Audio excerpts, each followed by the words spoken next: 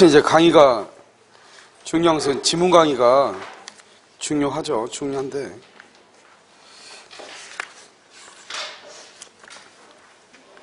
일단 채권법을요. 일단 채권법 하는 게 나을 것 같아요. 유학집? 예. 채권법은 해제권이 몇 페이지죠? 해제권. 해제권. 해제. 아니요, 강의.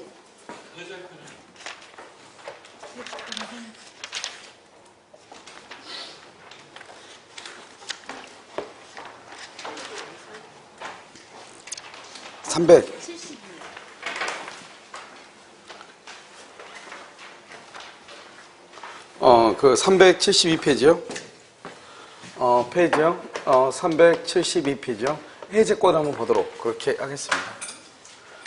여기서 이제 해제권을 보면 해제라고 하는 것은 먼저 합의 해제라고 하는 것이 있어요. 합의 해제요. 합의 해제가 있고요. 그 다음에 약정 해제권이라고 하는 것이 있고, 그 다음에 여기 법정 해제권 이렇게요. 세 가지로 나누어져요. 그래서 최근에 희한하게요. 우리가 이제 합의 해제라는 것이 우리 시험에요. 10회 때 한번 나온 적이 있거든요. 그런데 그 다음에 시험에 나온 적이 없는데 최근에 이제 합의 해제라고 하는 것이 다른 국가 시험에도 그렇고 이렇게 한 번씩 지문 형태로 시험이 나온단 말이죠. 그래서 여기 합의라고 하는 말의 뜻은 뭐냐면 계약이란 말이죠. 이것을 뭐라고 하냐? 해제 계약이다. 이렇게 얘기를 해요. 계약이다. 이렇게요. 그 다음에 여기 약정해제권과 법정해제권 둘은 해제권이고요. 그 다음에 여기 보면 합의하고 여기 약정이라고 하는 것은 이 두 가지는 뭐를 뜻하냐면 채무 불행하고 관계가 없는 것이에요. 우선 채무 불행하고 관계가 없죠. 왜냐하면 합의니까요. 근데 여기 법정이죠. 이 법정이라는 것은 뭐하고 관계되냐? 채무 불행하고 관계가 되는 것이에요. 그래서 이게 차이가 있죠. 우리가 채무 불행 그럼 뭐예요? 채무 불행은 후발적으로 채무자가 잘못이 있는 거잖아요. 그래서 채무 불행하고 관계가 없으니까요. 별도로 손해배상을 청구할 수가 없어요. 그래서 551조가 적용되지 아니한다 이렇게 얘기하고, 이런 채무 불행이죠. 그러니까 뭐를 청구할 수 있다? 손해배상을 청구할 수 있다. 551조가 1조가 적용이 되는 것이에요. 이렇게. 그 다음에 여기는 해제권이잖아요. 이 해제권에서 뭐가 나오냐? 여기서 이제 받은 것이 금지일 때는 받은 날부터 이자를 가산한다. 다른 말로 원상회복 의무라고 하는데, 이 원상회복 의무가 548조 2항 이것이 적용이 되는 것이고, 그 다음에 여기 해제권에서 뭐냐? 이것은 형성권이에요. 형성권 이렇게.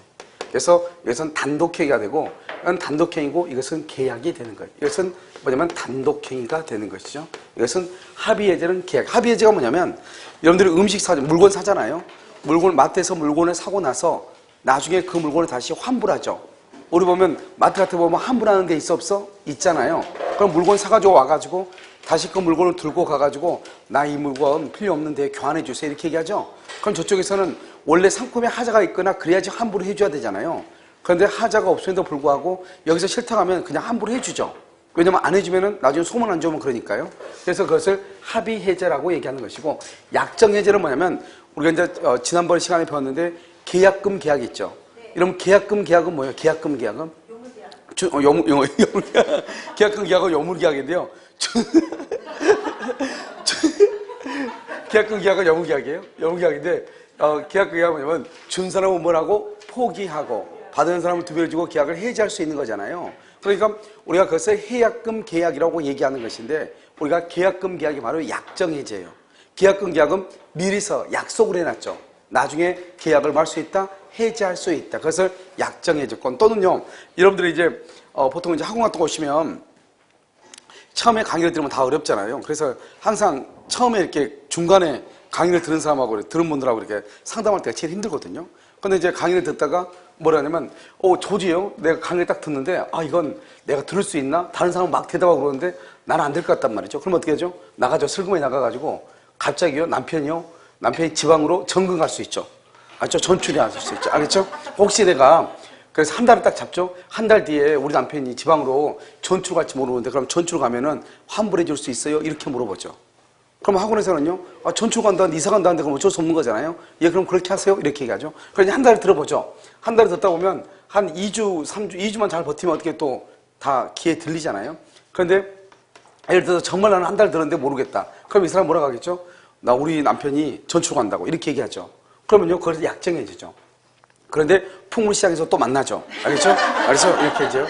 그래서 이걸 이제 약정해지다 이렇게 얘기하는 거예요. 약정이라는 것은 미리 해지할 수 있는 것을 미리서 약속을 해놓는 거죠. 그런데 법정해제는 우리가 그냥 채무불이행이 있잖아요. 채무불이행에서 해지하는 거죠.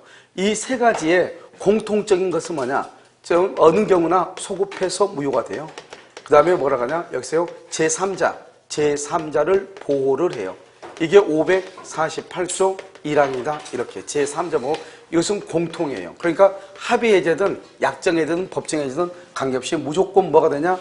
뭐가 돼요? 소급해서 무효가 되고 제3자는 보호되고 이게 공통이고, 그 다음에 합의해제죠. 합의라는 것은 계약이란 말이니까요.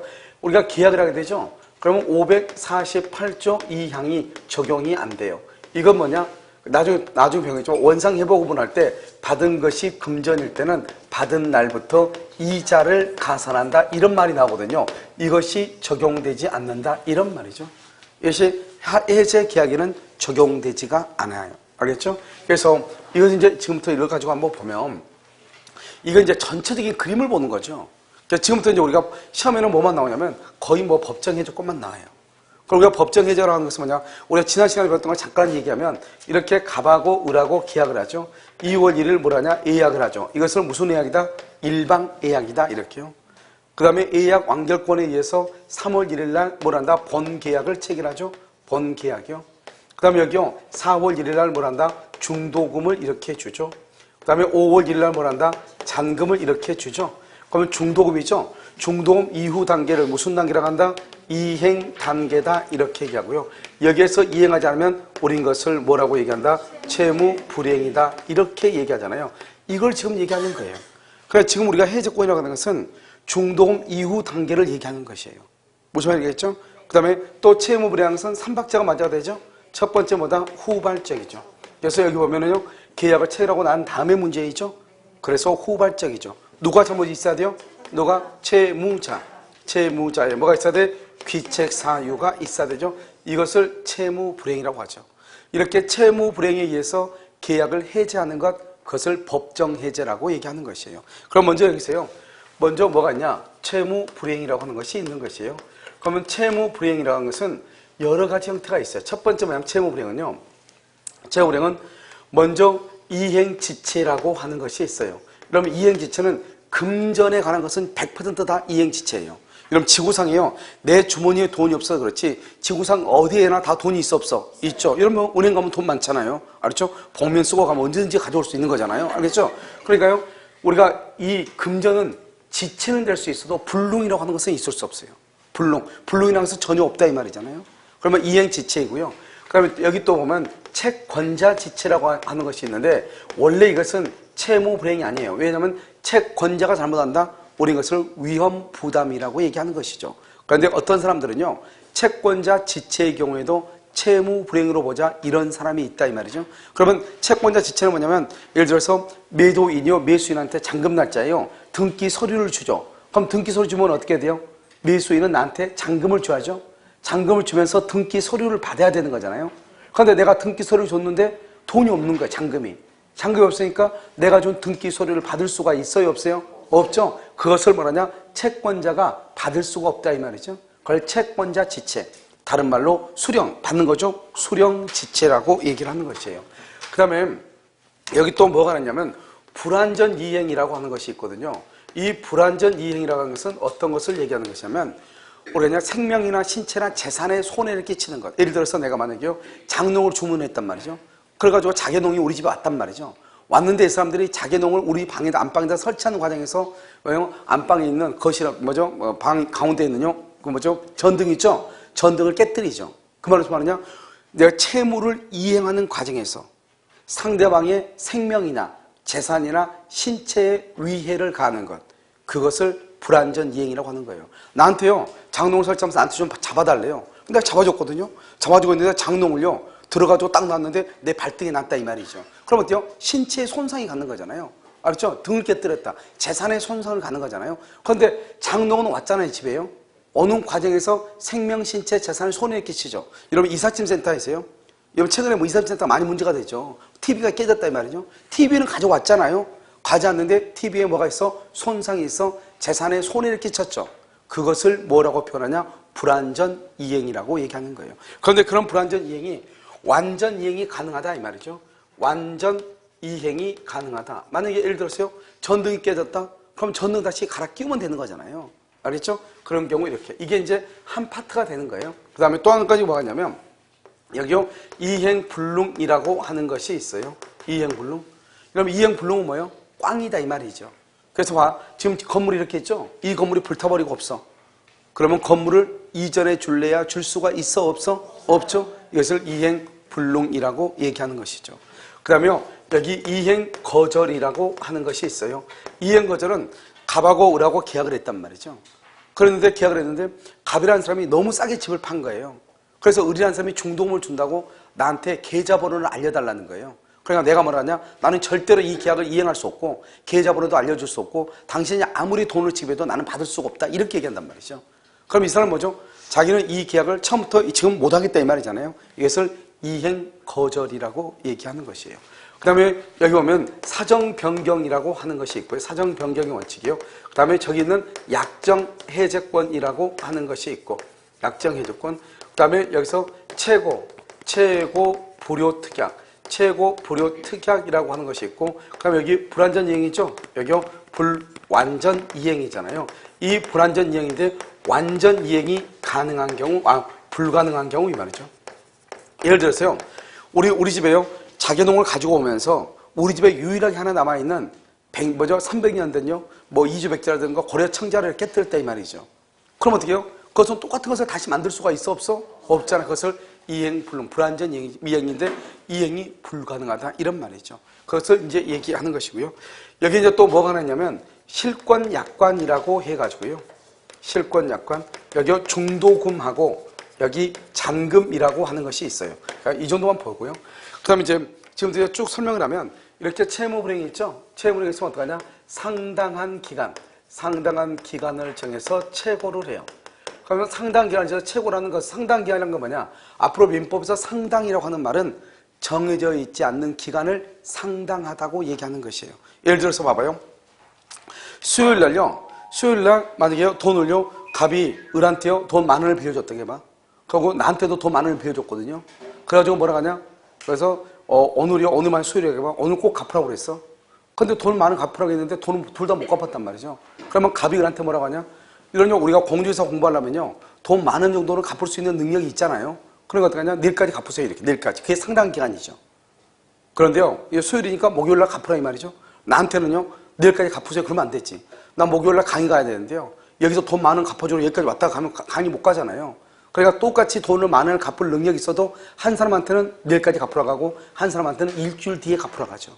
무슨 말인지 알겠죠? 그러니까 상당이라는 것은 정해져 있는 기간이 아니고 그다음에 거래 당사자 간의 어떤 신뢰관계라든가 경제적 지위라든가 이런 것에 의해서 달라지는 기간을 뭐라 한다? 상당이라고 얘기하는 거예요. 그래서 예를 들어서 만약에 상당 기간이 한 5일이라고 해봐.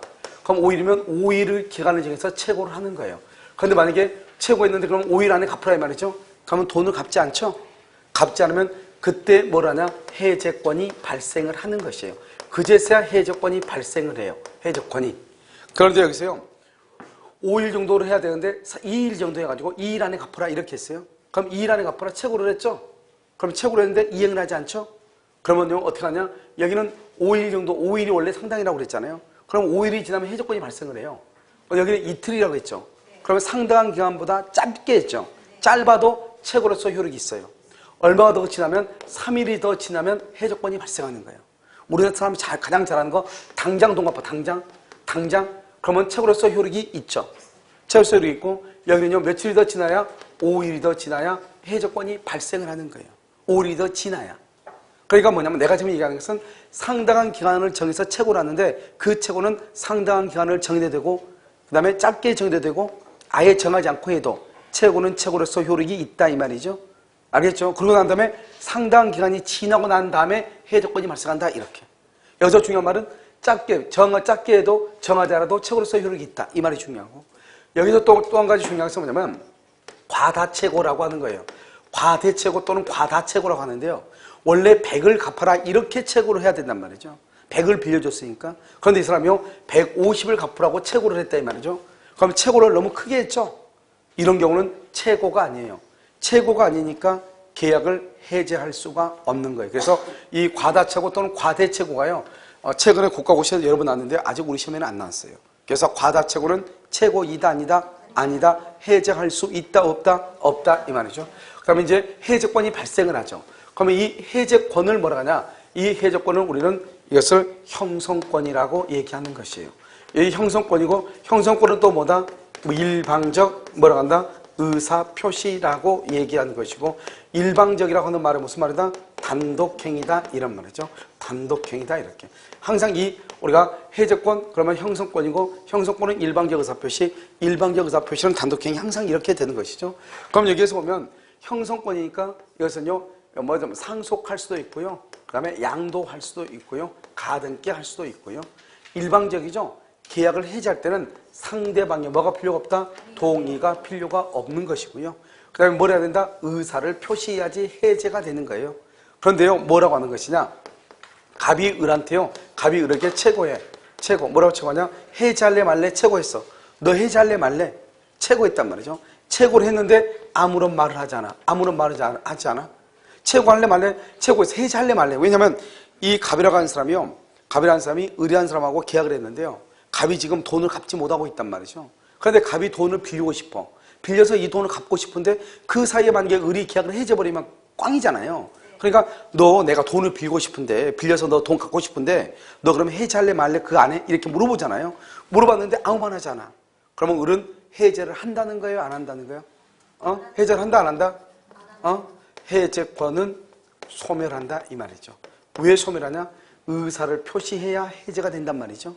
그럼 지금 의사를 표시했어 안 했어? 안 했죠? 그러니까 소멸하는 것이죠. 단독행위죠? 단독행위니까 뭐를 붙일 수 없다? 조건을 붙일 수 없는 것이 원칙인데요. 판례가 뭐라 했냐? 정지 조건부 해제의 의사표시를 인정을 했죠. 그래서 갑이한테 채고하면서 언제까지 이행해라. 이행하지 않으면 당신과 나의 계약은 해제된 것으로 보겠다. 이렇게 했단 말이죠.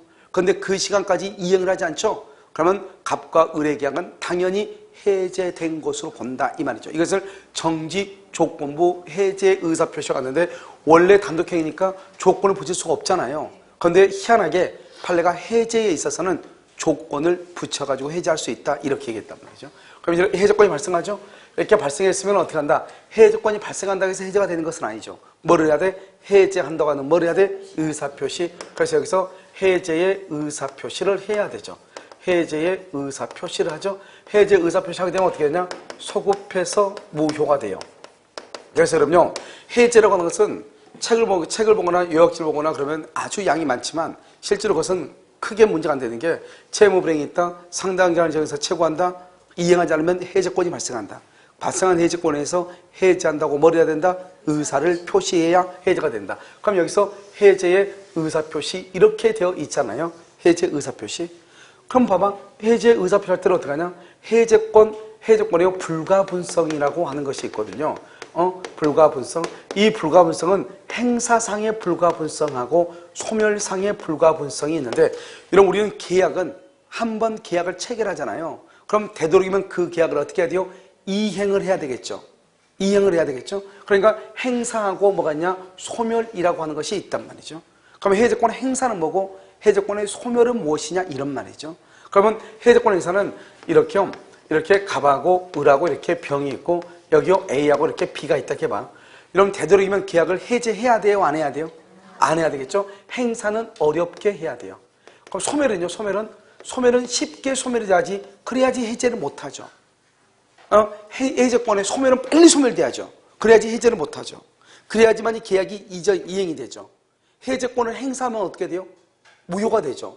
그러니까 행사를 하게 해야 돼? 못하게 해야 돼? 못하게 해야 되죠. 그래서 여기서 보면요. 이렇게 갑하고 병이 세 사람이 공동으로 공유하고 있단 말이죠. A하고 B가요. 공동으로 이 건물을 매수했단 말이죠. 그런데 A하고 B가 돈을 주잖아요. 그러면 갑과 을과 병이 계약을 해제해야 되겠죠. 해제를 할 때는 어떻게 해제해야 되냐? 갑을병 어떻게요? 전원이 누구한테? AB 전원한테 해제를 하는 것이에요. 그러니까 갑을병 전원이 전원한테 해제하죠. 그래야지 해제가 어렵죠. 만약에 이 사람이요 2월 1일 했다, 2월 2일 했다, 2월 3일 했다, 그러면 2월 3일 날 해제가 발생하는 거예요. 거기 만약에 2월 1일이 2월 1일이다. 그런데 아직 병이 해제를 하지 않았다. 이때 돈을 갚아버리죠. 그러면 해제권이 없어지는 거예요. 그러니까 우리가요 돈을 변제하는 것은 언제까지냐? 해제의 의사표시가 완성되기 전까지 돈을 갚으면 되는 것이에요. 그 다음에요 여기요 그래서 전원이 전원한테 이렇게요 소멸이죠. 소멸은 어떻게 돼요? 소멸은 여기서 이렇게 갑하고 을하고 이렇게 병이 있죠. 그 다음에 여기 A하고 B가 있잖아요. 소멸은 한 사람의 해제권이 없어지면은 전부 다 해제권이 없어진다. 이게 더 빨리 없어지는 거예요. 전원이 해제권이 소멸이야 소멸한다. 이게 더 빨라요. 한 사람이죠. 그래서 여기요 여기 1인의 해제권이 소멸하거나 1인이 해제권을 포기하면은 그러면 해제권은 뭐가 된다? 해제권은 소멸한다 이 말이죠. 한 사람이 해제권이 소멸되거나 포기한다. 그럼 봐봐. 갑을병 중에서 병이요 자기는 해제를 하지 않겠다 이렇게 얘기했어. 자기는 해제하지 않겠다. 그러면 누구하고 누구만 해제한다? 갑하고 을하고. 갑하고 을만 해제하죠? 그럼 우리는 해제권을 행사하려면 전원한테 해제를 해야 되잖아요. 그런데 지금 여기를 보면 뭐예요? 갑하고 을만하고 병은 해제권을 포기하고 해제권이 없어졌다잖아요. 그런데 아무리 갑하고 을하고 100번 해제를 한다고 할지라도 병이 해제권을 포기했으니까 100번 1000번 갑하고 을이 해제를 해도 전원이 될 수가 있어요 없어요? 없죠. 그래서 해제권이 없어지는 거예요. 알겠죠? 이것을 우리는 해제의 의사표시다 이렇게 하고 소급해서 무효라고 되어 있나요? 소급해서 무효 이것은 여러분요 부동산 등기법에서 아주 잘 나오는 것이 이건 여기저기 다 나오죠. 우리가요 물권법에 보면 자주점유 타주점유 할 때 또 나오는 것이죠. 그래서 이것은 뭐냐 이렇게 되죠. 이렇게 갑이 있고 을이 있죠. 갑하고 을하고 2월 1일 계약을 체결했죠. 그러고 나서 을한테요 3월 1일 등기를 하죠. 등기하면 을이 소유자가 되죠. 그런데요 갑하고 을하고요 갑하고 을하고 계약이 4월 1일 날 해제가 되죠. 해제 4월 1일 날 해제가 되죠. 그럼 언제냐? 2월 1일부터 뭐가 된다? 소급해서 뭐가 돼요? 무효가 되죠. 그래서 소급해서 무효가 돼. 2월 1일부터 소급해서 무효 이렇게요. 그 다음에 지금 누가 앞으로 등기돼 있죠? 3월 1일 을 앞으로 등기돼 있죠? 을 앞으로 등기되는 이 등기는 유효예요? 무효예요? 무효이죠. 무효. 을은 그러면 소유자다 아니다? 아니죠. 그럼 누가 소유자다? 갑이 소유자 되죠. 그래서 갑에게 소유권이 뭐란다? 복귀를 하는 거예요. 여기서 중요한 것은 소유권이 을에서 갑으로 복귀할 때 원래 소유권을 취득하려면 뭐가 있어야 돼? 등기가 있어야 되잖아요. 그런데 여기서는 뭐가 없어야 된다? 등기가 없어도 187조 이렇게 얘기하는 거예요. 그 다음에 을은 이제 더 이상 소유자다 아니다? 아니죠. 그래서 을의 점유를 우리는 계약의 해제로 인한 매수인의 점유를 무슨 점유라고 얘기한다? 이것을 타주 점유라고 얘기를 하는 것이에요. 그 다음에 을 앞으로 되어 있는 등기가 지금 유효이다 무효이다? 무효이죠. 무효니까 이 등기를 뭐라 해야 돼? 말소 청구를 해야죠. 이 말소를 뭐라 한다? 원상회복 의무다 이렇게 얘기해. 원상회복 의무 이렇게. 그런데 이 말소를 누가 하느냐 이 말이죠. 말소는 누가 한다? 갑이 하죠. 갑은 누구다? 소유자죠. 그래서 갑이 말소를 청구하죠. 말소를 청구하는 것을 뭐라 하느냐? 소유권의 기한, 소유권의 기한 방해 제거 청구다 이렇게 얘기하죠. 그런데 여기 소유권이라고 되어 있죠. 이 소유권은 채권이다 물권이다? 물권이죠. 그래서 물권적 청구권이다 이렇게 얘기하고 이 물권적 청구권은 소멸시효에 걸린다 걸리지 않는다? 소멸시효에 걸리지 아니한다 이렇게 얘기해요. 그래서 여러분요 이 말이 아주 중요한데 이것이요 지금 여기 있는 거 다 중요해요. 그러니까 지금 보면 첫 번째 중요한 것은 계약을 해지하게 되면 처음부터 무효가 된다. 소급해서요. 알죠? 소급해서 무효가 된다. 그럼 어떻게 하는데? 을 앞으로 되어 있는 등기는 무효이고 을은 더 이상 소유자가 아니고 소유권이 갑에게 복귀한다. 중요한 것은 복귀할 때 등기를 한다 안 한다? 안 한다. 등기 없이 복귀한다 이 말이죠. 그러면 갑이 소유자고 을은 소유자가 더 이상 아니다. 따라서 을의 점유는 이제부터 무슨 점유다? 타주 점유가 되는 것이다. 을 앞으로 되어 있는 등기를 뭘 한다? 말소를 한다. 말소하는 것을 해제로 인한 말소를 원상회복이라고 한다. 그럼 누가 말소하냐? 소유자가 말소한다. 그럼 소유권에 대한 물권적 청구권, 그것은 소멸시효에 걸리지 않는다. 그래서 결론적으로 뭐라고 얘기했냐 이렇게 얘기해. 계약의 해제로 인한 원상회복 의무는 물권적 청구권으로서 소멸시효에 걸리지 아니한다 이렇게 말을 해요. 알겠죠? 결론만 얘기한단 말이죠. 계약의 해제로 인한 원상회복 의무는 소유권에 기한 물권적 청구권으로서 소멸시효에 걸리지 아니한다. 또 뭐라냐 등기법에서는 계약의 해제로 인한 소유권의 복귀는 등기를 요하지 아니한다. 점유권에서는 뭐라고 얘기하냐? 계약의 해제로 인한 매수인의 점유는 타주 점유다 이렇게 얘기하는 거예요. 그러니까 지금 여기 안에 들어있는 것이 아무것도 아닌 것 같지만 엄청나게 많은 정보를 포함하고 있단 말이죠. 무슨 말인지 알겠죠? 자, 그 다음에 이렇게 소급해서 무효가 되죠? 소급해서 무효가 되니까 여기서 뭐가 되냐? 제3자 보호라고 하는 문제가 발생을 해. 제3자를 보호한다 이런 말이잖아요. 그럼 여기서 제3자는 뭐냐? 첫 번째, 우리가 취소하고 해제하고 약간 다르단 말이죠. 먼저 취소로 보면 취소는요, 여기서 취소를 하죠. 취소하고 여기서 말소 청구를 한단 말이죠. 그럼 취소는 하기 전하고 하고 나서 하고 무조건 누구만 보호돼? 선의만. 그런데요, 우리가 이제 해제는 뭐냐? 해제는요 달라요. 계약의 해제는 여기서 해제를 하죠. 해제하고 여기에 말소 청구를 하죠. 그러면 해제하기 전에는 누구만? 선의만. 이렇게 선의만 이렇게 해제하기 전, 해제하고 나서 말소가 있기 전 누구? 선의. 그런데 여기는 또요. 여기는 해제하기 전에는 또 누구도요? 아기도 이렇게 보호가 되거든요. 원래는 누구만 보호되는데? 선의. 그런데 누구도 보호된다? 아기도 보호돼. 그래서 우리가 지금 이제 취소라고 하는 것하고 해제하고 약간 다르죠. 지금 또 이제 이걸 내가 지금 또 설명한단 말이에요. 이것을 해제하기 전, 여기 해제하고 난 후 말소 있기 전 여기. 알겠죠? 이 말이 무슨 말인가? 우리는 제3자라고 하는 것은 사실 우리가 이제 체계를 보거나 이러면 무슨 말인지 모르게끔 쓰여 있어요. 그런데 제3자를 찾는 것은 아주 간단해요. 알겠죠? 어떻게 찾으면 되냐? 여기 보면 이렇게 갑이 있고 여기 을하고 2월 1일 계약을 하죠. 2월 1일. 그래서 2월 1일 계약을 하죠. 그러고 나서 을한테요. 3월 1일 날 이렇게 등기를 하죠. 그럼 을이 누가가 된다? 소유자가 되죠. 그래서 소유자가 된다 이런 말이죠. 이런 상태에서 어떻게 돼요? 갑하고 을하고 계약이 4월 1일 날 해제가 되죠. 그래서 여기 4월 1일 계약이 해제가 되죠. 그럼 해제가 되면 언제부터 무효이다? 2월 1일 처음부터 2월 1일부터 소급해서 뭐가 된다? 무효가 되죠. 소급해서 무효가 되죠. 그런데요, 무효가 되는데 그러면 뭘 해야 된다? 무효가 되니까 이 을 앞으로 되어 있는 등기도 무효가 되죠. 그러니까 이 등기를 뭘 해야 돼? 말소 청구를 해야죠. 그래서 을 앞으로 되어 있는 등기를 말소 청구를 5월 1일 날 말소 청구를 한다 이 말이죠. 말소 청구. 그러면 이렇게 말소 청구를 해야 되는데 이제부터 문제가 되죠.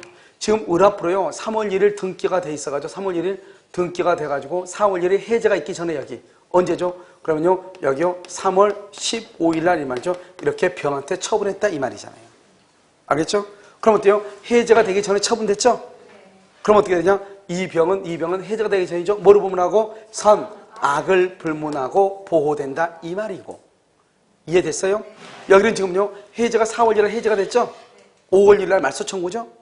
그러면 4월 1일에서 5월 1일 사이에 언제죠? 4월 15일 날 4월 15일 날 정한테 이렇게 처분했다 이 말이죠?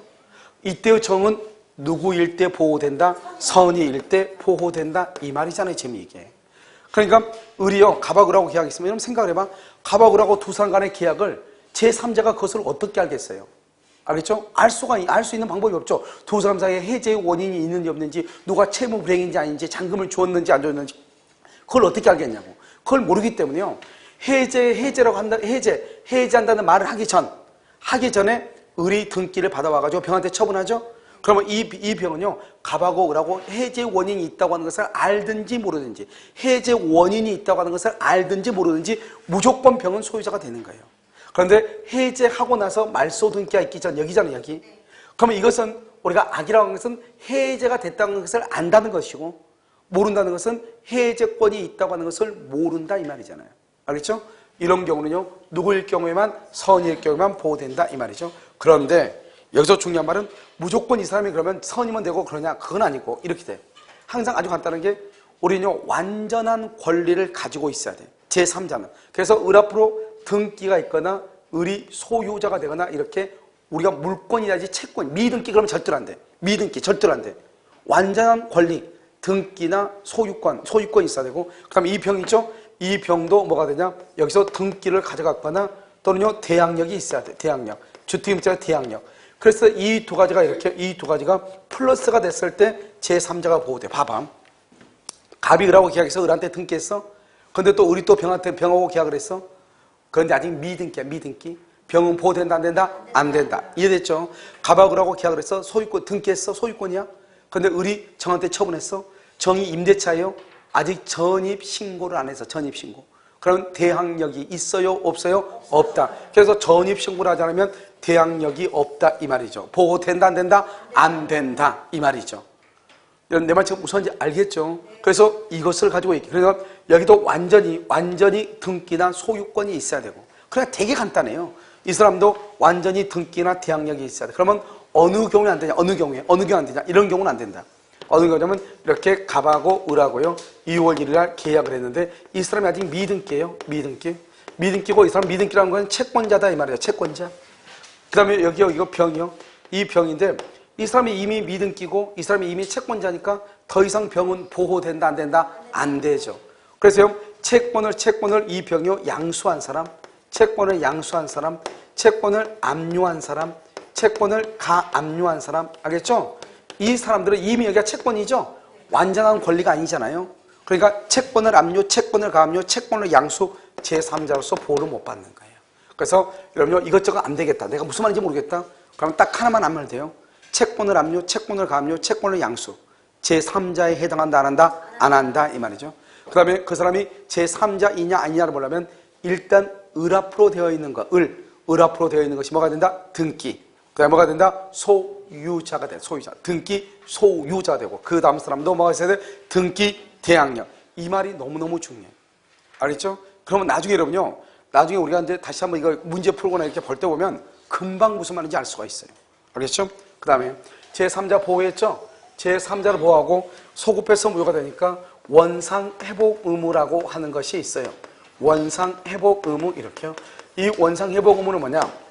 먼저 보면 이렇게 갑하고 을하고 계약을 했잖아요. 2월 1일 계약금이요. 계약금으로 1억을 줬고 그 다음에 3월 1일 중도금으로 1억을 주고 그 다음에 여기 4월 1일 잔금으로 얼마를 줬냐? 1억을 줬다 이 말이죠. 그러면 잔금하고 등기하고 동시행이죠.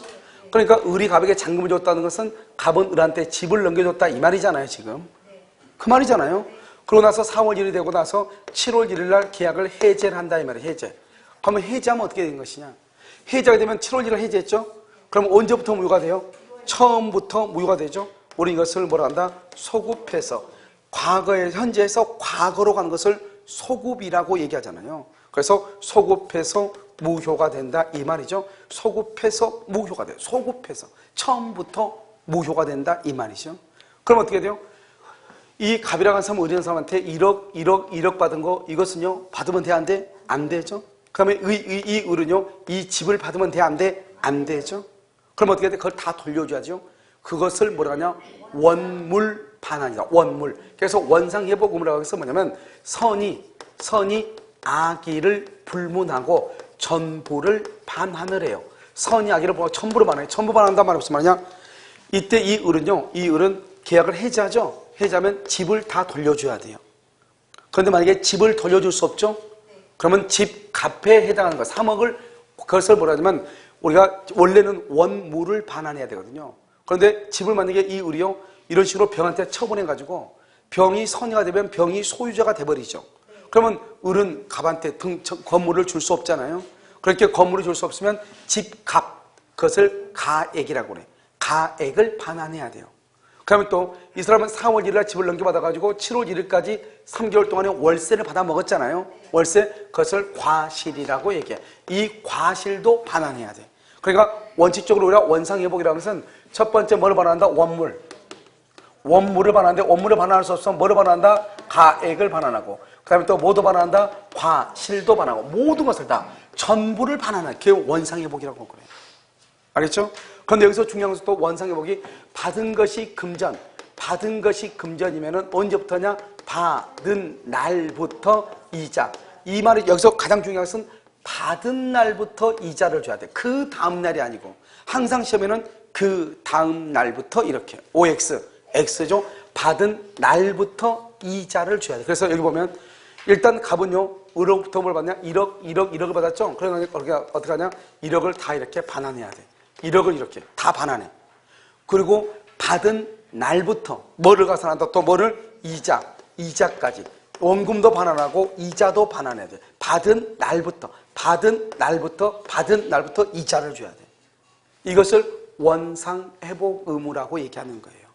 그러고 나서 여기서 뭘 한다? 여기서 뭐라면 여기서 손해배상한다.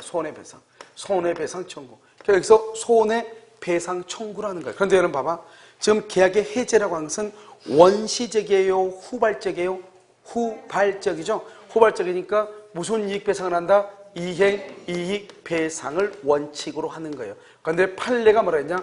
판례가 신뢰 이익 배상을 청구할 수도 있다. 신뢰 이익 배상을 청구할 수 있는데 이행 이익을 넘지 못한다. 이렇게. 이 말만 중요해. 신뢰 이익을 청구할 수 있다. 이행 이익을 넘지 못한다. 이렇게. 여기까지가 우리가 해제권이에요. 이게 1단계예요. 이런 봐봐. 해제라는 것은 되게 간단하거든요.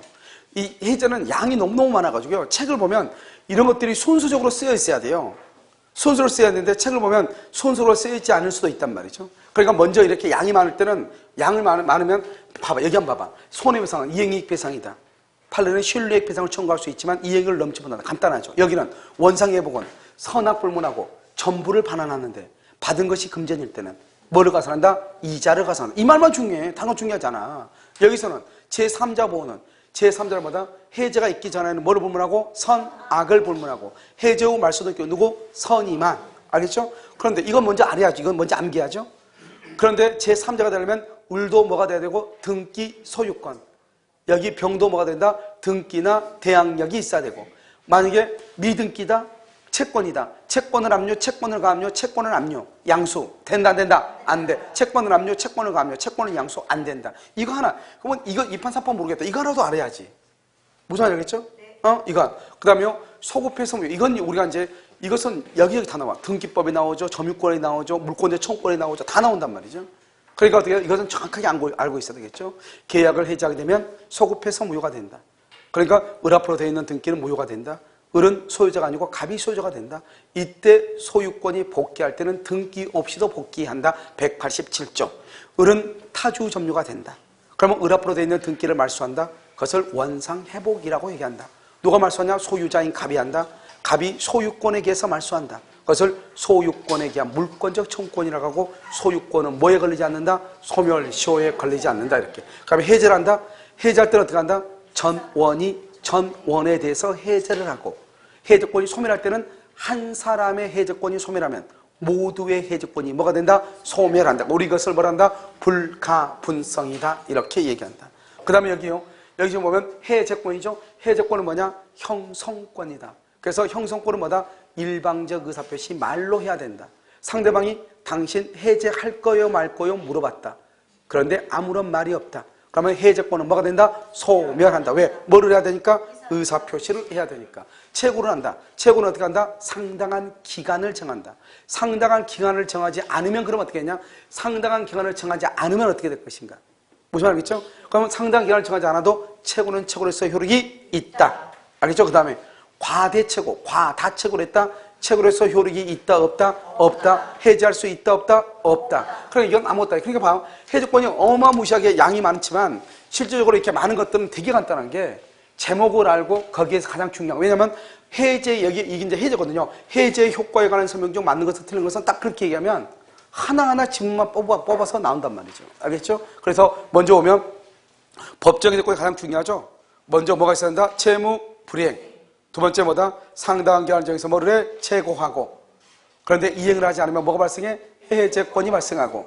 해제권이 발생한다고 해서 해제가 되는 건 아니죠.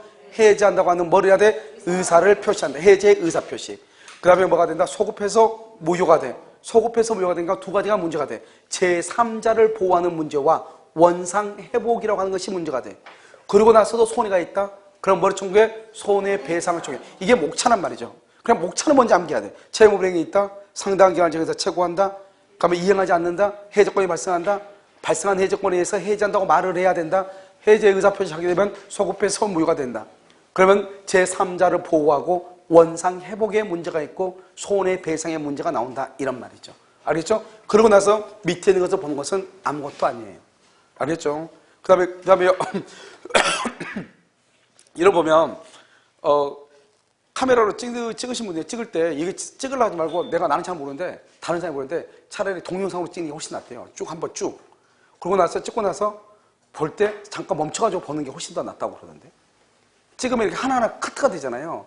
그러니까 동영상으로 여기서 쭉 찍으면 찍고 나서 볼 때 그거만 딱 멈춰가지고 보면 확대해서 보면 이게 된다고 그렇게 들었는데. 여러분 계속 카트로 찍으세요? 제자 돌아요? 그래요? 자요? 자, 그럼 됐죠? 그럼 여기 잠깐 지워야 돼요? 여기다 지우고, 이게 지금 문제가 나오면, 지금 내가 지금 설명한 것 있죠? 여기에서 지금까지 설명했던 것, 여기에서 한 문제가 나올 수 있어요. 그 다음에 이제 주로 시험은 어떻게 나오냐? 여기서 이렇게 나와요. 어떻게 나오냐? 여기를요, 조금요, 짧게 줄여서 써야 돼요. 너무 길면 안 되니까요. 먼저 이렇게 지금 채무불이라는 게 있잖아요. 그러면 상당 기간 중에서 최고를 해요. 최고하고, 그 다음에 해제 의사표시예요. 해제 의사표 하게 되면 소급해서 무효가 돼요. 짧게 쓴 거죠, 지금. 알겠죠? 자, 그럼 봐봐요. 여기는 뭐냐면 여기가 지금 한 파트고요. 여기가 지금 하나이고요. 이렇게 세 파트로 나눠져요. 이걸 암기해야 돼요. 뭐냐? 첫 번째 봐. 이행지체다.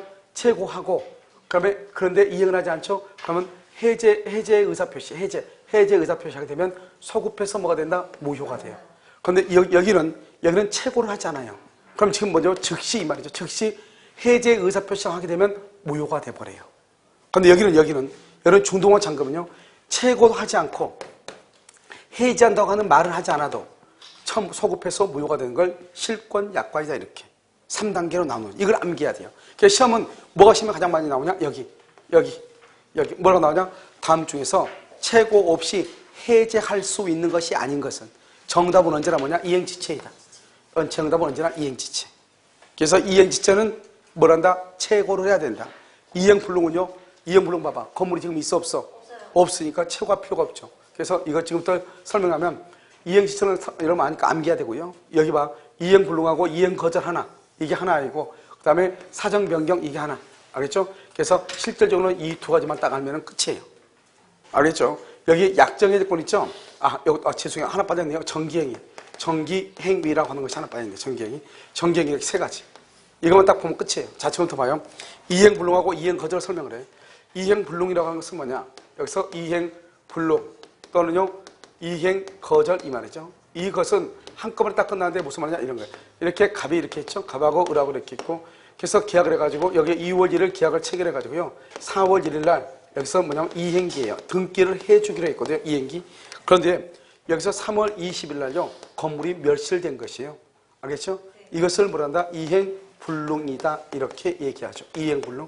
이런 거 생각을 해봐. 우리가 최고는 왜 최고하냐? 돈을 갚아야 되는데 돈을 못 갚죠? 그러면 돈을 갚을 수 있는 시간적, 마련할 수 있는 시간적 여유를 주는 것을 최고라고 얘기하는 거죠. 알겠죠? 그런데 봐. 건물이 지금 봐봐. 건물이 있던 건물이 없어졌죠? 그러면 아무리 시간적 여유를 줘도 똑같은 건물이 다시 만들어질 수가 있어요? 없어요? 없어요. 있어 없어? 없다 이면 없다. 똑같은 건물이 다시 만들어질 수 없는 거예요. 그러니까 최고라고 하는 것을 할 필요가 없는 거지. 우리가 최고를 하려면 내가 그만큼의 시간을 주면은 그것을 만들어 올 수 있는 여유가 있어야 된단 말이죠.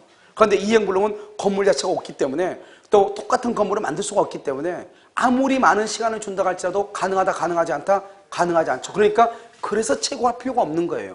그래서 이렇게 이행불능, 이행거절의 경우는 첫 번째요. 그럼 봐봐 여기요. 이행기까지 4월 1일까지 기다렸다가 해제를 해? 아니요. 그럴 필요가 없지. 4월 1일에 되면 똑같은 건물이 만들어져야 되는데 어차피 4월 1일이 돼도 똑같은 물건을 만들어진다, 만들어지지 않는다, 만들어지지 않죠. 그러니까 첫 번째 최고를 하지 않는다. 두 번째 이행기 전이라도 세 번째 해제한다고 하는 뭐는 해야 된다? 의사표시는 해야 돼. 이게 시험에 의외로 잘 나와. 뭐라고 나오냐? 최고 없이 해제의 의사표시도 할 필요가 없다. OX, X지. 여기 보면 최고는 하지 않아도 최고는 뭐는 해야 돼? 해제한다고 하는 말은 해야 돼. 알겠죠? 그래서 여기요 이렇게 그 다음에 또 한 가지는 뭐냐면 자신의 채무 제공을 할 필요가 없다. 알겠죠? 무슨 말이냐 봐봐. 이러면요 우리가 동시에 한 몇 가지 배웠죠? 동시에 가면 갑하고 하고요. 여기요. 갑이 을한테 등기를 해주죠. 을이 갑한테 잔금을 주죠. 잔금을 이렇게 주죠. 그럼 어떻게 돼요? 등기하고 잔금은 뭐다? 동시이행이죠. 동시이행은 채무불이행이 아니다. 채무불이행이 아니죠. 채무라니까 계약을 해지할 수가 있다 없다? 해지할 수 없죠. 그러면 계약을 해지하고 싶으면 어떻게 해야 돼요? 해지하고 싶으면 상대방을 뭐에 빠뜨려야 돼? 이행지체에 빠뜨려야죠. 이행지체를 다른 말로 뭐라고 한다? 채무불이행이라고 하잖아요. 그럼 이행지체에 빠뜨리려면 어떻게 해야 되냐? 이 갑이요. 을한테요. 2월 1일 날인데 갑도 등기 서류를 주면서 을한테 잔금을 달라고 해야 되는데요. 2월 1일 날 갑도 등기 서류를 안 주고 을도 잔금을 안 주는 거예요. 그러면 동시이행이에요. 둘 다 채무불이행이 아니에요. 그럼 둘 다 어느 누구도 계약을 해지를 못해요. 그런데 계약을 해지하고 싶어. 그러면 어떡하냐? 갑이 을한테 2월 10일 날 갑이 을한테 등기 서류를 갖다 줘. 그래서 자기 자신의 채무의 이행을 제공해. 내가 등기 서류를 주면서 잔금을 달라고 그래. 그런데 잔금을 안 줘. 잔금을 안 주면 그것을 뭐라냐? 이행지체라고 하는 거예요. 그러니까 상대방을 이행지체에 빠뜨리려면 자기 자신의 채무의 이행을 제공해야 된단 말이죠. 알겠죠? 그런데 여기요. 그건 언제냐? 동시이행일 때는 채무불이행이 아니니까 계약을 해지를 못해. 그러니까 동시이행일 때 계약을 해지하려면 상대방을 이행지체에 빠뜨려야 돼. 그러면 상대방을 이행지체에 빠뜨리려면 어떻게 해야 되냐? 자기 자신의 채무의 이행을 제공해야 돼. 무슨 말인지 알겠죠? 그런데 여기는 이행불능은 이미 이행불능이라는 말 자체가 무슨 말이에요? 채무불이행이라고 하는 말이거든요.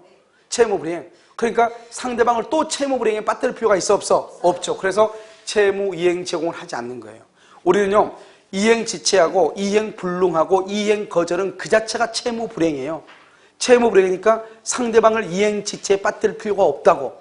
그러니까 자기 자신의 채무의 이행을 제공할 필요가 있다 없다? 없다 이 말이죠. 상대방을 이행지체에 빠뜨린다고 하는 것은 자기 자신의 채무의 이행을 제공한다는 말인데 그것은 동시이행일 때만 그러는 거예요. 그런데 여기는요. 이행불능과 이행거절은 그 자체가 채무불이행이거든요. 그러니까 이행지체에 빠뜨릴 필요가 없죠. 그래서 이행 제공을 할 필요가 없다. 이 네 가지가 이행불능하고 이행거절에서는 언제나 나오는 말이다. 무슨 말인지 알겠죠? 그래서 이것을 암기해야 돼. 그래서 다시요. 뭘 한다? 이행불능하고 이행거절을 뭐다? 첫 번째 뭐를 하지 않는다? 채고하지 않지만 언제? 이행기 전이라도. 그런데 무슨 말은 반드시 해야 돼? 해지한다는 말은 해야 돼. 해지한다. 그 말은 반드시 해야 돼. 알겠죠? 그 다음에 자신의 채무 제공을 할 필요가 없다. 자, 그 다음에 여기 하나. 그 다음에 여러분요. 정기행위. 정기행위라고 하는 것은 뭐냐? 정기행위는요. 여기서 이렇게 나와. 계약의 성질. 그 다음에 당사자의 의사표시 이렇게. 당사자의 의사표시. 이것을 우리는 뭐냐? 절대적 정기행위라고 하고 이것을 상대적 정기행위다. 이렇게 얘기를 해요. 한번 볼까요? 이렇게요. 이 계약의 성질이라고 하는 것은 뭐냐? 계약의 성질은 뭐냐면 우리가 결혼식 때요. 결혼식 때 부케 있죠? 부케 이게 맞나? 부케 맞아? 자, 부케라든가 이런요. 결혼식에 패백 음식 있죠? 패백 음식이요. 패백 음식 이런 것들을 얘기하죠.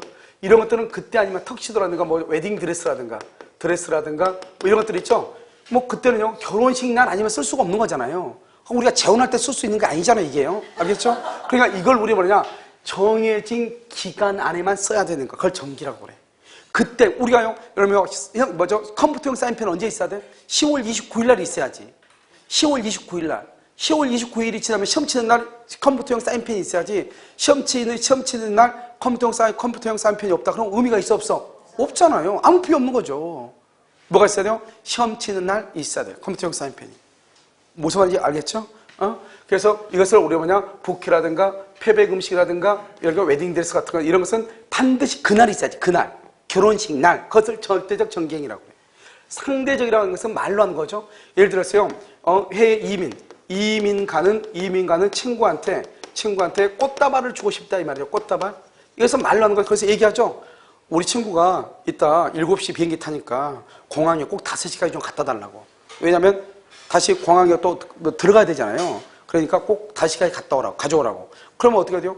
근데 이 사람이 7시에 가져왔어. 비행기 다 뜨고 난 다음에. 의미가 있어 없어? 없죠. 근데 우리가 꽃다발 주는 것이 언제나 꼭 그 시간에 줘야 되는 건 아니잖아요. 하지만 두 사람이 말을 했죠. 뭐라고? 이민을 간 친구니까. 그때 아니면 절대 안 되잖아요. 그걸 상대적 의사표시 얘기했어. 그런 것을 뭔가 이민 가는 친구한테 꽃다발을 주는 것, 이것을 우리는 정기행위라고 하고, 이것은 어떻게 생각을 해봐요. 지금 당장 폐백을 해야 되는데요. 폐백 음식이 아직 안 온단 말이죠. 그럼 좀 있으면 폐백 끝나잖아요. 끝나고 난 다음에 폐백 음식 오면 뭐 하겠어요? 그러니까 언제까지 만들어라. 이런 말 할 필요가 있어, 없어? 없죠. 웨딩드레스가요. 지금 12시에 식이 들어간단 말이죠. 그런데 지금 11시 40분에요. 이제 와가지고 줄 잡아가지고 왔어. 치수 좀 재자고. 그럼 된다, 안 된다? 안 되죠. 왜요? 12시에 외식인데 12시까지 지금요. 웨딩드레스가 만들어질 가능성이 있다, 없다? 없다. 그러니까 채고할 필요가 있다, 없다? 없다. 그러니까 꺼져. 이렇게 해야죠. 꺼져. 그러면 해제의 의사표시. 마련해야 되는 거죠. 알겠죠? 그래서 정기행위는 뭐는 하지 않지만 채고는 하지 않지만 뭐는 있어야 돼? 해제한다는 말은 있어야 된다. 이것을 정기행위다. 이렇게 얘기를 하는 거죠. 알겠죠? 그 다음에 마지막으로 뭐냐? 사정변경이라고 하는 것이 있죠. 자, 그러면 사정변경이라고 하는 것은 뭐냐면 이런 것이죠. 여기서 여러분요, 사정변경의 원칙이죠. 이렇게 사정변경의 원칙이라고 하는 것은 이것은 뭐냐면 우리가요, 해지가 있고 해지가 있고 해제가 있고 두 가지가 있어요. 정확하게요. 해지는 뭐냐? 해지는 확정채무가 있고요. 그 다음에 불확정채무. 이런 불확정채무를 뭐라고 얘기하냐? 불확정채무로 뭐라 하면 계속적 보증이다. 이렇게 얘기해요. 무슨 말이냐? 여러분요, 내가요, 회사의 대표이사가 된다. 이러면 대표가 된다고 하는 것은 좋은 것은 아니죠. 왜냐하면 그 회사가 돈을 빌리잖아요. 그러면 대표이사가 보증을 항상 서야 돼요. 보증을. 그런데 회사가 확정채무 1억을 딱 빌린단 말이죠. 그러면 그 1억에 대해서 대표이사가 보증을 써. 계속적 보증이라고 하는 것은 뭐냐면 당좌 대월 계약 같은 걸 체결해가지고 우리 보면 민법은 근저당권하고 똑같아. 알죠? 0에서부터 10억까지. 회사가 언제든지 필요하면 우리 은행에서 돈을 빌리고 언제든지 돈을 벌면 다시 갚으면 된다. 이런 계약을 해가지고 그러면 1억에서 10억 사이에 빌리고 갖고 그러니까 지금 현재는 돈을 얼마를 빌렸는지 안다 모른다 이 말이죠. 그걸 불확정이라고 하죠. 그런데 사정변경이 뭐냐? 그런데 대표이사가 사임을 했어. 대표이사가 사임을 했다 이 말이죠. 이걸 사정변경이라고 하죠. 사임을 했다 할지라도 확정 채무에 대해서 보증을 쓰고 사임을 해죠. 그러면 해지를 못해요. 회사가 돈을 갚아야 되는데 갚지 못하면 대표이사가 책임을 지는 거예요. 알죠? 여기는요, 불확정 채무 계속적 보증은요, 사임하는 것은 해지할 수가 있는 것이에요. 그렇죠? 그래서요, 다른데 학원에 계신 분이요, 친구분이 A라는 사람이 자기 친구가 이 B라는 사람한테 대표이사를 맡아달라고. 이 사람이 대표이사를 맡았나 봐요. 그런데 이 사람이 사업을 하고 이 사람은 그냥 명의만 빌려주고. 여러분 생각을 해봐요. 회사 대표이사직을 자기 친구한테 맡기러 온다.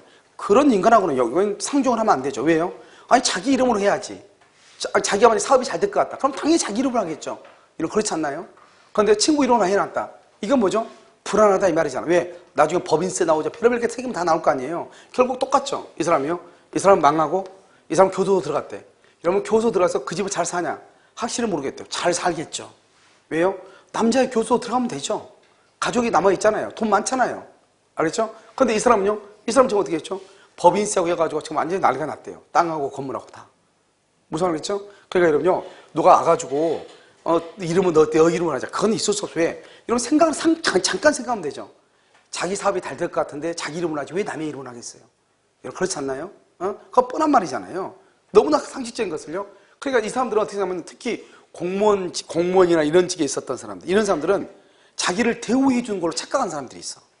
자기가 어느 정도 공무원에서 어느 정도 직위에 있었잖아요. 그러니까 너가 제일 어울린다. 뭐 이런 거 있잖아요. 그러면은 아주 거기에 도취돼가지고, 왜냐하면 항상 그런 말만 많이 들어왔기 때문에 이게 도취돼가지고 바로 그냥 하는 경우가 있단 말이죠. 이건 뭐 폐가 망신이죠. 알겠죠? 이걸 해지라고 하는 거죠. 이게요. 해제는 뭐냐? 해제. 그러면 해지하고 해제는 다른 말이에요. 해지는 뭐냐? 해지는 장래를 향해서 무효가 돼. 장래 향해서. 그래서 장래에서 무효하니까 이것을 청산의무라고 얘기하는 거예요. 청산의무.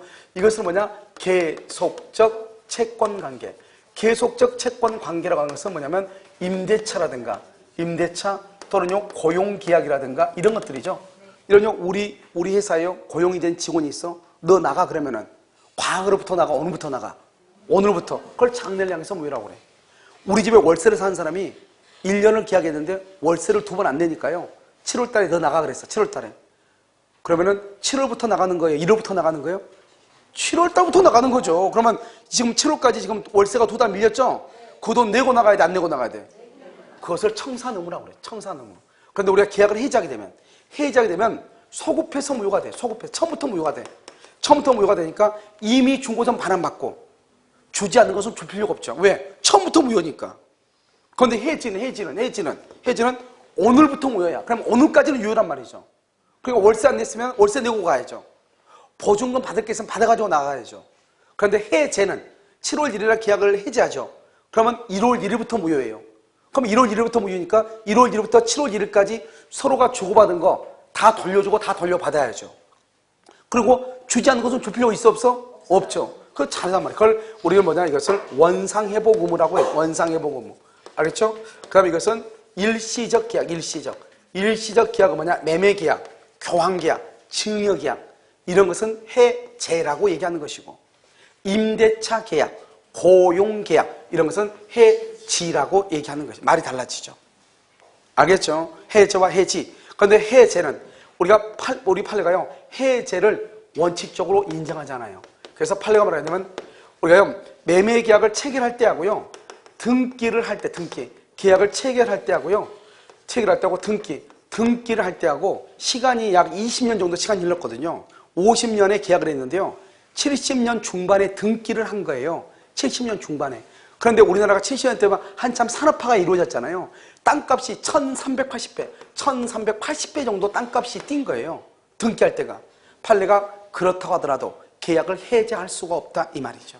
무조건 뭐를 해라? 등기해 줘라, 이 말이죠. 그런데 최근에 이제 판례가요, 2004년도에요, 판례가 나는데 예외적으로 이러한 것이 있으면은 계약을 해제할 수 있다. 이러한 것이. 예외적으로. 어디로 보면 되냐? IMF로 봐. IMF. 여러분, IMF로 생각을 해봐.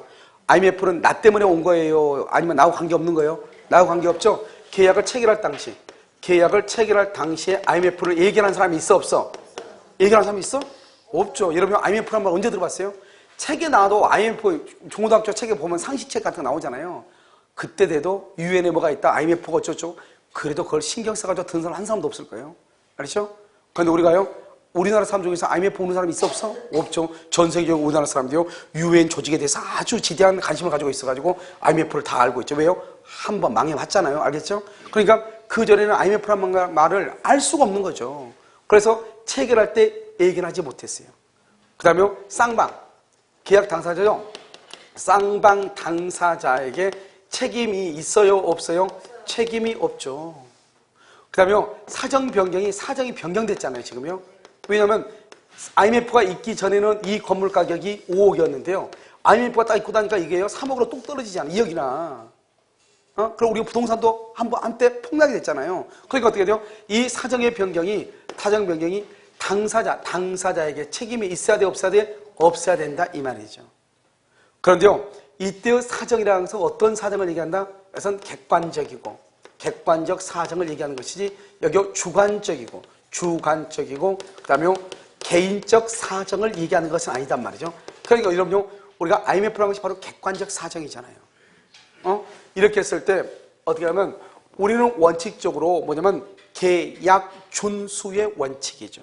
우리는 원칙적으로 계약을 준수해야 되잖아요. 그래서 이것을 계약 준수의 원칙에 대해서 사정 변경으로 해제하는 것은 계약 준수의 원칙에 대한 예외이다, 이 말이죠. 그래서 우리가요, 사정 변경으로 계약을 해제하려면 첫째, 계약 체결 당시에 어느 누구도 예견하지 못했던 사정이 변경되고, 그 사정 변경이 당사자에게 책임이 있어야 돼, 없어야 돼? 없어야 되고, 그때의 사정이라고 하는 것은 무슨 사정이다? 객관적 사정이고, 그 다음에 이렇게 사정이 변경이 됐어. 그럼 사정 변경이 됐으면 계약을 해제하라 이래야 되는데, 한 번 계약을 체결했으니까 끝까지 책임을 져라, 이런 경우도 있어, 없어? 있을 수 있잖아요. 그래서 사정이 변경됐음에도 불구하고 끝까지 계약을 이행해야 된다. 그래서 이렇게 한다고 하면 그것이 뭐에 반해야 돼? 신의칙에 반해야 돼. 신의칙에 그냥 반한 것이 아니고 현저히 반해야 돼. 그래서 이것을 우리는 뭐냐면 원칙적으로 얘기하면 하나, 그 다음에 2개, 그 다음에 3개, 여기 4개, 5개예요. 알겠죠? 지문이. 그래서 우리 시험에는 아직 안 나왔는데요. 주택거래사 시험 같은 경우는 연속 2번 2번 나왔고요. 사법시험이고 뭐고 다 나왔단 말이죠. 그래서 우리가 지금 아직 시험에 안 나온 게 사정변경 원칙에 의한 계약 해제가 이게 시험에 안 나왔어요. 그래서 첫 번째마다 계약을 체결할 당시에 얘기를 하지 못해야 된다. 그 사정의 변경이 당사자에게 책임이 없어야 된다. 사정이 변경되었음에도 불구하고 무조건 계약을 지켜야 된다. 그렇다면 신의 측에 현저히 반해야 되고 이때의 사정이라고 하는 것은 객관적 사정이지 주관적 개인적 사정이 아니다. 그러면 봐. 사정 변경이라는 문제가 딱 나오면 시험에 나올 수 있는 것은 뭐냐. 첫 번째 정답이 가장 많은 것이 객관적 사정이다. 객관적을 뭐로? 주관적으로 바꾼다. 알겠죠? 객관적 사정이지 주관적이 아니다. 두 번째는요. 계약을 체결할 때 얘기를 해야 돼? 못해야 돼? 못해야 된다. 당 쌍방한테 잘못이 있어야 돼? 없어야 돼? 없어야 된다. 책임이 없어야 된다. 당사자한테. 이 세 가지. 알겠죠? 그래서 객관적 사정이고 쌍방한테 그냥 알면보 생각하면 돼. 아무것도 아니죠. 계약을 체결할 때 얘기를 못해야 돼. 쌍방한테 잘못이 없어야 돼. 그 다음에 객관적 사정이 돼야 돼. 이런 요건이 있으면은 뭘 할 수 있다? 사정 변경에 의해서 계약을 말 수 있다. 해제할 수 있다. 이런 말이죠. 이것을 사정 변경이다. 이렇게 얘기를 하는 것이죠. 그래서 그러면 봐봐. 사정 변경은 해지하고 해제 두 가지가 다르다. 해지 또 뭐 해제 두 가지가 다르다. 그 다음에 정기행위가 있다. 그 다음에 여기 이행불능, 이행거절. 이것도 시험에 아주 잘 나오는 것이죠. 알겠죠? 자, 그 다음에 여기요. 실권약관이라는 것은 뭐냐? 이런 것이죠. 중도금 날짜에 중도금을 주지 않으면 최고 없이 해제한다 말도 없이 자동적으로 무효가 된다. 잔금 날짜에 잔금을 주지 않으면 최고 없이 해제한다 말도 없이 자동적으로 무효가 된다. 이렇게 둘이 약속을 하죠. 그런데 정말로 중도금 날짜에 중도금을 안 주죠? 내가 아무런 말을 하지 않아도 자동적으로 계약이 해제돼 버려. 그것을 실권약관이라고 그래. 그럼 봐봐. 여기요. 잔금은요. 채무 불이행이다 아니다? 아니죠. 왜요? 잔금은 무슨 관계니까 동시이행이죠. 그러니까 잔금 날짜는 채무 불이행으로 만들어야 되겠죠. 그러니까 잔금 날짜는 반드시 뭘 해야 돼? 이행지체에 빠뜨려야 되죠. 그래서 다 이제 봐. 지금 보면 여기 뭐라면 중도금 날짜에 중도금 주지 않죠? 중도금 날짜에 중도금 주지 않으면 최고 없이 해제한다 말도 없이 자동적으로 무효가 된다. 이런 말 있죠? 그럼 중도금 날짜에 중도금을 안 주면 자동적으로 무효가 돼. 그런데 잔금 날짜에 잔금을 주지 않으면 최고 없이 해제한다 말도 없이 자동적으로 무효가 된다. 이런 말이 있죠? 그런데 잔금 날짜에 잔금을 안 줬죠? 자동적으로 무효가 되는 것이 아니에요. 상대방을 뭘 빠뜨려야 돼? 이행지체에 빠뜨려야 자동으로 무효가 돼. 그러니까 잔금은 이행지체. 왜? 잔금은 등기하고 무슨 관계다? 동시이행. 그래서 잔금은 상대방을 뭘 빠뜨려? 이행지체에 빠뜨려야 이 말이 꼭 들어가야 돼. 알겠죠? 이것을 우리는 뭐란다? 계약의 해제다. 양이 좀 많죠? 그러면 계약의 해제라고 하는 것은 우리가 일단요, 가장 시험에 많이 나온 건 이거다. 최고 없이 해제할 수 있는 것이 아닌 것은 최고 없이 해제할 수 있는 것이 아닌 것. 그건 언제나 이행지체다. 이행지체. 알겠죠? 그 다음에 여기 있는 걸 가지고 시험에 문제 만들 수 있다. 이행불능과 정기행위는, 이행거절은 최고한다, 안 한다? 안 한다? 해제한다는 말은 해야 된다. 이행기가 도래하기 전이라도 상대방을 이행지체 빠뜨릴 필요가 없죠? 그러니까 자기 자신의 채무의 이행을 제공할 필요가 있다, 없다? 없다. 이 네 가지가. 그 다음에 사정변경은, 우리 시험에 아직 안 나왔는데 언젠가 나올 거예요. 우리 시험에 안 나왔는데 해지하고 해제하고 두 가지다. 확정 채무를 보증섰다, 해지할 수 없다. 불확정 채무를 보증섰다, 해지할 수 있다. 해제는 안 된다. 해제를 하려면 IMF로 생각하라. 계약을 체결할 당시에 얘기를 하지 못해야 된다. 사정의 변경이 당사자에게 책임이 없어야 된다.